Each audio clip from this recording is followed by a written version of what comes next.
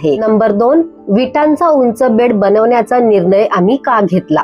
मी काही गार्डनिंगची पुस्तकं वाचली, काही शेतीविषयक पुस्तकं वाचलेली आहेत, मी बरेच इंटरनॅशनल गार्डन व्हिडिओज बघितलेले आहेत। त्यामधून मला असं लक्षात आलं की काही कंट्रीजमध्ये किचन गार्डनिंग करायची असेल तर ते लोक ते उंच बेड बनवण्यासाठी लाकडाचं मटेरियलचा वापर करतात, सिमेंटचे उंच बेड बनवतात, नाही तर मग टीन मटेरियल वापरून सुद्धा त्यामध्ये ते किचन गार्डनिंग करतात, नाही तर ग्रो बॅग्सचा एक स्ट्रक्चर ढाचा तयार करून त्यामध्ये ते लोक किचन गार्डनिंग करतात। परंतु हे सगळे जर आपण मटेरियल वापरण्याचं ठरवलं तर हे खूप कॉस्टली सगळ्या गोष्टी जातात। मी काही शेती विषयक व्हिडिओ बघितले, त्यामध्ये आपल्या महाराष्ट्रातलं जर उदाहरण घ्यायचं झालं तर आपल्या महाराष्ट्रामध्ये आता आधुनिक पद्धती शेती करायला सुरुवात झालेली आहे।